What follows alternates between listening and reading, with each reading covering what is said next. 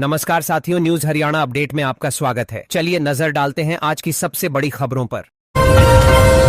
दक्षिण हरियाणा में अनदेखी पर राव इंद्रजीत सिंह नाराज। केंद्रीय मंत्री राव इंद्रजीत सिंह ने दक्षिण हरियाणा में जनप्रतिनिधियों और विकास कार्यों की अनदेखी पर कड़ी नाराजगी जताई। उन्होंने इस मुद्दे पर अपना विरोध दर्ज कराया। उनके रुख के बाद प्रदेश की राजनीति में हलचल तेज हो गई। मामले को लेकर विभिन्न राजनीतिक दलों की प्रतिक्रियाएं भी सामने आ रही हैं।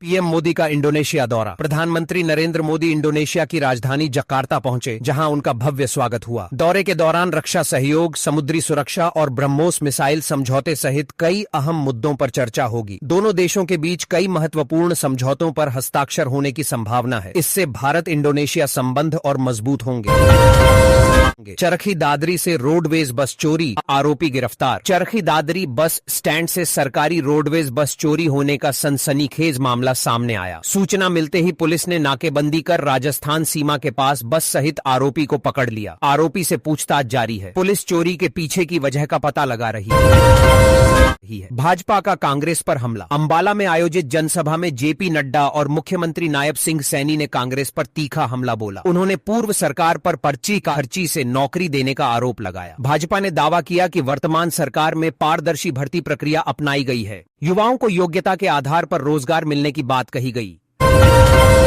राशन कार्ड नियमों पर इनेलो का विरोध। इंडियन नेशनल लोकदल ने राशन कार्ड से जुड़े नए नियमों का विरोध किया है। पार्टी का आरोप है कि इससे गरीब परिवारों को मुफ्त राशन से वंचित किया जाएगा। इनेलो ने सरकार से नियम वापस लेने की मांग की। ग्रामीण क्षेत्रों में इन बदलावों का सबसे अधिक असर पड़ने की आशंका जताई गई।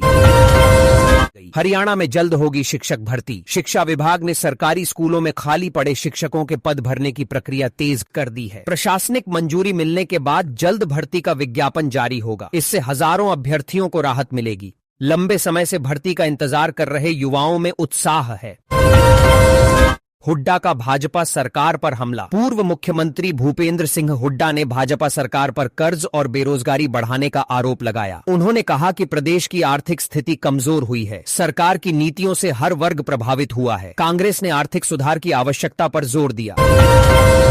गोवा प्रतिमा विवाद में सुप्रीम कोर्ट का फैसला। सुप्रीम कोर्ट ने छत्रपति शिवाजी महाराज की प्रतिमा हटाने के मामले में सीधे हस्तक्षेप से इनकार कर दिया। अदालत ने याचिकाकर्ताओं को संबंधित हाई कोर्ट जाने का निर्देश दिया। अब मामला उच्च न्यायालय में सुना जाएगा। कानूनी प्रक्रिया आगे बढ़ेगी।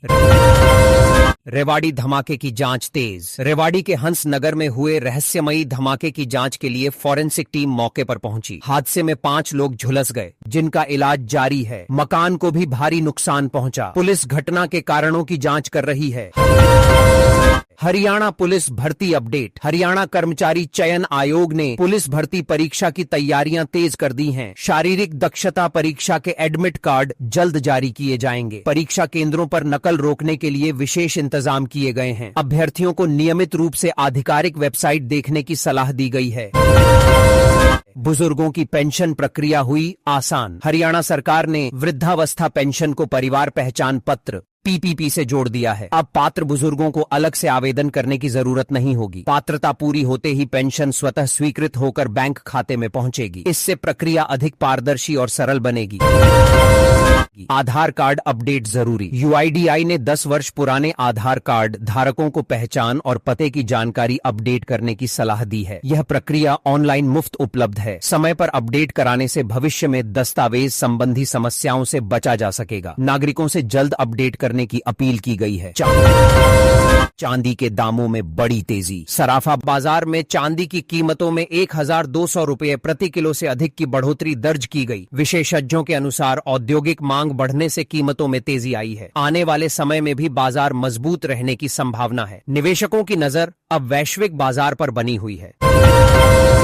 शेयर बाजार लगातार चौथे दिन चढ़ा। भारतीय शेयर बाजार में लगातार चौथे दिन तेजी देखने को मिली। सेंसेक्स 521 अंक की बढ़त के साथ बंद हुआ, जबकि निफ्टी ने भी मजबूती दिखाई। आईटी और बैंकिंग शेयरों में खरीदारी का असर बाजार पर साफ दिखाई दिया। निवेशकों में सकारात्मक माहौल बना हुआ है। मौसम विभाग का अलर्ट। झज्जर और महेंद्रगढ़ जिलों में तेज आंधी और धूल भरी हवाओं की चेतावनी जारी की गई है। प्रशासन ने बिजली विभाग को पूरी तरह अलर्ट रहने के निर्देश दिए हैं। संभावित नुकसान से बचने के लिए जरूरी तैयारियां शुरू कर दी गई हैं। लोगों को भी सावधानी बरतने की सलाह दी गई है।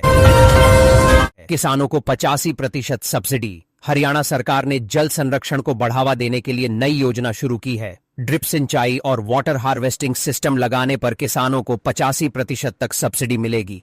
इससे पानी की बचत और खेती की लागत कम होगी। योजना का उद्देश्य किसानों की आय बढ़ाना भी है।